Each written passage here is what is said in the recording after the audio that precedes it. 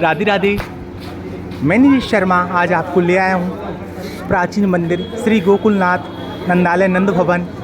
यहाँ श्री कृष्ण भगवान का पालन पोषण हुआ। ये मंदिर का चारों ओर का प्रांगण है। ये बेहद प्राचीन मंदिर है। इस मंदिर के बारे में मैं आपको विस्तृत रूप से बताऊंगा। अब आपको ले चलता हूँ मैं आगे। ये भोली भाली गोपियाँ हैं।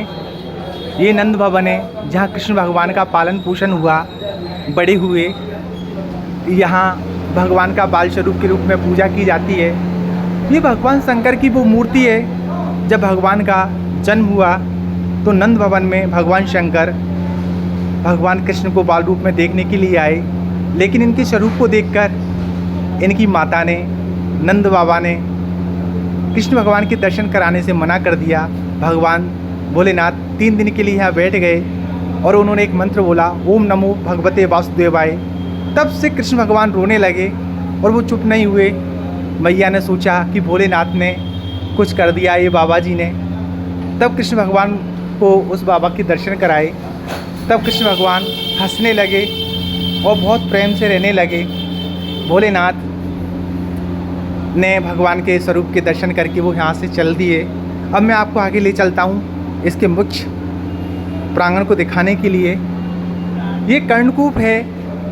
ये विस्तृत रूप से कर्णकूप है। यह श्री कृष्ण भगवान और बलदेव जी का कान छेदन का संस्कार हुआ। ये एक प्राचीन स्थान है। ये कर्णकूप है जो आप देख रहे हो। मैं आपको बेहद प्राचीन और भव्य सुंदर दर्शन करा रहा हूँ। अब मैं आपको ले चलता हूँ भगवान नंद भवन के दर्शन कराने, जहाँ कहा जाता है हाथी घोड़ा पालकी जय कन्हैया लाल की। नंद के घर आनंद भयो जय कन्हैया लाल की। ये नंद भवन भगवान के दर्शन कीजिए मुख्य मंदिर के। यह भगवान को माखन का प्रसाद लगाया जाता है। यह भगवान की तरह तरह की लीलाएं दिखाई जा रही है। देखो कितनी सुंदर और बेहद अच्छी लीलाएं है। मैया कृष्ण भगवान को माखन बिलो रही है। आगे आपको दिखा रहा हूँ और भव्य लीलाएं। ये नंद बाबा की कुल देवी है, बेहद अच्छी और भव्य है। यहाँ पर व्यक्तियों द्वारा अपनी मनोकामना पूर्ति के लिए चीरें बांधी जाती है। यहाँ भक्त आते हैं और अपनी मनोकामना पूर्ति के लिए चीर बांधते हैं। जब उनकी मनोकामना पूरी हो जाती है तो इनको खोल के जाते हैं। अब मैं ले चलता हूँ आपको पूतना मोक्ष की ओर, जहाँ भगवान कृष्ण के जन्म के बाद जब पालन पोषण हो रहा था तो पूतना नाम की राक्षसनी उनका वध करने के लिए कंस ने भेजी। भगवान ने उनका दुग्ध पान करके उसको मोक्ष प्रदान किया। अब आपको ले चलता हूँ मैं पूतना मोक्ष की ओर। भगवान कृष्ण ने यहाँ पूतना जी का वध किया। ये भव्य और सुंदर स्वरूप है। कृष्ण भगवान को पूतना जी विषैला दूध पिलाने लाई और उनका विषैला दूध इतना भयंकर था कि कोई भी उनके दूध का पान करने के बाद बचता नहीं था। लेकिन कृष्ण भगवान ने उनको मोक्ष प्रदान कर दिया। उनका दूध का विषपान को किया, लेकिन वो अमृत बन गया।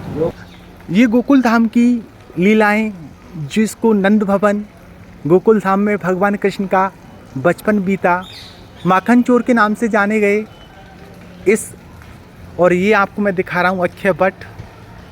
ये अक्षय वट का वृक्ष है। ऐसा कहते हैं कि इसके दर्शन करने से कृष्ण भगवान इस पे बचपन में झूला झूला करते थे, चढ़ते थे, उतरते थे। इसके दर्शन करने से मनोकामनाएं पूरी होती है। आगे मैं आपको ले चलता हूँ। मैं नीरज शर्मा इस गोकुल धाम में आपको एक बार दिखा रहा हूँ पतित पावन कुंड। ये बेहद सुंदर कुंड है। यहाँ कृष्ण भगवान अपने बचपन में खेल लिया करते थे। चारों ओर का दृश्य बहुत सुंदर है, अच्छा है। यहाँ हर गोकुल धाम में लीलाएं कृष्ण भगवान के बचपन से जुड़ी हुई है। अब मैं आपको इस पतित पावन कुंड के पास ही स्थित सबसे प्राचीन वृक्ष को दिखा रहा हूँ और भगवान शंकर का वह प्राचीन मंदिर दिखा रहा हूँ जो कृष्ण भगवान को दर्शन देने के लिए आए थे।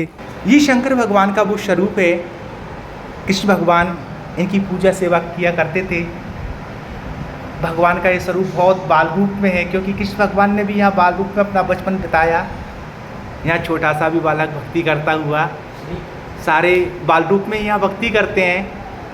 ये पुजारी जी महाराज, आज हमको भी भगवान भोलेनाथ के बाल रूप के दर्शन करने का सौभाग्य प्राप्त हुआ, क्योंकि इस बाल रूप की भक्ति भावना श्री कृष्ण भगवान किया करते थे।